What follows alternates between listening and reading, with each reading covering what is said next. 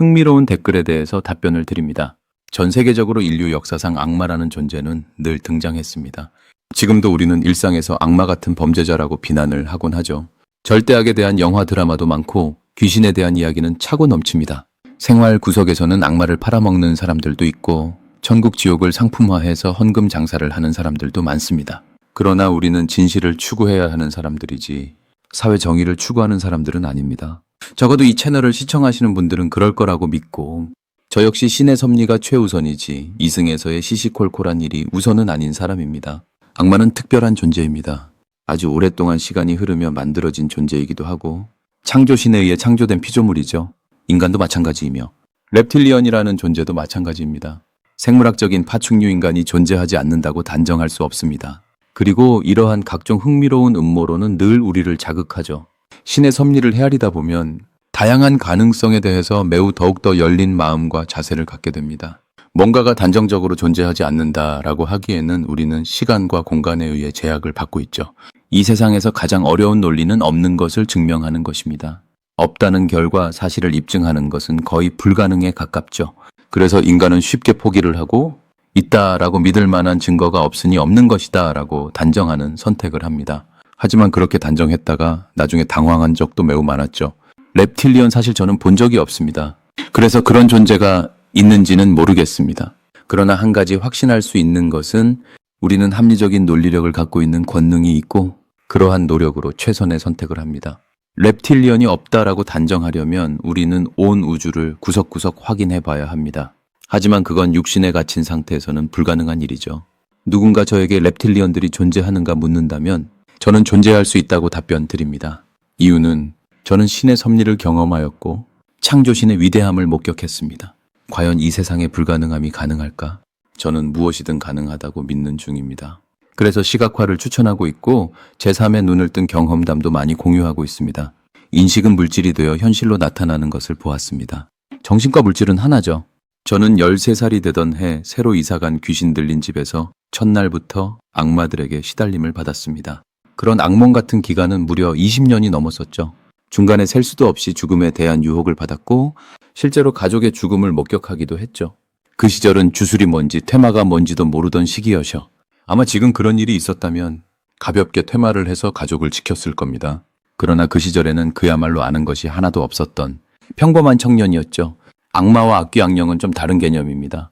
악마는 그야말로 악 그 자체를 의미하고 악귀와 악령은 한때 사람이었던 오래된 영혼들과 다수의 인간의 믿음이 만들어낸 존재의 형식을 갖고 있기도 합니다. 상상하는 것은 현실로 나타난다라는 것은 비단 저 혼자만의 주장이 아닌 세계적으로도 메가 베스트셀러에서도 같은 주장이 제기되고 있죠. 악마를 마주한 저는 비명을 지르는 것을 한순간도 멈출 수 없었습니다. 그냥 내 앞에 나타난 것만으로도 저는 비명을 질렀습니다. 하지만 횟수가 늘면서 점점 익숙해졌고 익숙해지자 맞설 여유가 생겼고 그리고 어느 정도 성장한 후에는 맞서서 싸우기 시작했죠. 어떤 면에서는 제게도 무방비한 시절이 있었고 왜 그런 악마들이 존재하는가도 몰랐었죠. 그러나 창조신의 섭리 그리고 사랑이 어떻게 작동하는가를 이해하고 나서는 악마를 봐도 마음이 편안했고 악귀나 악령을 보면 나도 모르게 움찔은 하지만 두렵거나 무섭지는 않게 되었습니다. 제가 육신으로부터 벗어나기 위해 노력을 많이 해보았지만 가장 현명한 길은 깨달음을 얻는 것이었습니다. 단순히 스스로 생을 마감한다고 육신에서 벗어날 수는 없더라고요. 그런 원시적인 방법은 오히려 더욱더 육신에 갇히는 결과를 만들 뿐입니다. 그래서 악마는 늘 소유욕과 탐욕을 부추겨서 더욱더 이 육신의 감옥에 갇혀 지내는 시간을 연장하려고 하고 reptilian들은 영생에 성공한 생물로 존재하는 것이죠. 두 종류의 존재는 서로 각각 달라서 악마는 영적인 존재, reptilian은 생물의 존재 이렇게 보면 되겠습니다. 인간도 늘 영생을 꿈꾸지만 불가능한 일입니다. 영생은 과학과 주술이 하나가 되는 날 가능한 일이지 단순하게 과학기술로만은 불가능합니다. 인간의 형상을 한다고 인간일 수 없는 것처럼 인간은 영적인 존재이기에 영생을 추구하는 것은 가장 멍청한 선택이죠. 이미 영생을 누리는 존재이니까요. 결론은 악마들에 대해서는 전문가라고 자부할 정도로 경험이 많지만 reptilian에 대해서는 심증은 가지만 물증이 없어서 존재하는가 하지 않는가에 대해서는 존재한다고는 믿지만 경험한 적이 없어서 단정적으로 대답은 어렵습니다. 늘 말씀드리는 것처럼 이 채널은 제가 직접 보고 경험한 일을 공유하는 곳이라서요. 인간은 계속 진화하고 있습니다. 우리는 환경에 따라서 형태도 변할 수 있는 진흙과도 같은 존재입니다. 그렇기에 우리가 처음 접하는 존재는 우리일 수도 있다는 가능성도 열어두어야 합니다. 만일 제가 물적인 증거는 없지만 reptilian을 직접 목격하거나 경험했다면 저는 당당하게 그들인 실존한다고 방송에서 주장했을 겁니다. 저는 눈치는 보고 발언하지 않고 오로지 제가 겪은 것을 믿고 있죠. 하지만 경험이 없네요. 그렇다고 없다고 단정하지 않습니다. 우리의 감지 범위, 인지 범위는 원시적이니까요. 하등한 본능이 지배하는 동물에 지나지 않은 육신에서는 할 수 있는 것이 그리 많지 않습니다. 그러한 한계성은 내적인 성장의 길을 선택하도록 설계되어 있고 우리는 그래서 영적인 성장과 깨달음을 선택할 수밖에 없는 것이죠.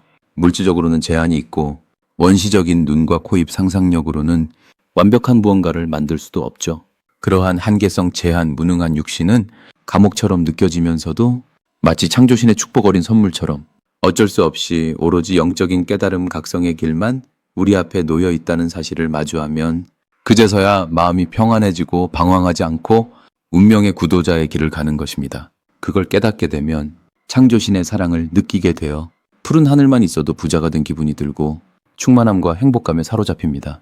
이 해맑은 푸른 하늘 아래에서 신이 섭리를 깨닫고 눈을 감는 것은 인간으로서 누릴 수 있는 최고의 선물이고 특권이기도 합니다. 배고플 때 먹을 것이 있고 추위와 더위를 피할 수 있는 곳이 있으며 최소한의 품위를 지킬 수 있는 의복이 있음에 감사할 줄 알아야 합니다. 생활 속에서 작은 것들의 행복을 느끼고 살아 숨쉬며 신의 섭리를 공부할 수 있고 고민하고 생각할 수 있는 것에 행복을 느끼십시오. 이 시대가 언젠가 전쟁에 휩싸이기 전 지금 평화로운 시절에 최대한 누리시고 깨달음을 추구하십시오. 그게 우리가 인간으로 태어난 목적이고 이유입니다. 깨달음은 자유입니다. 그것이 윤회에서 벗어나는 길이지요.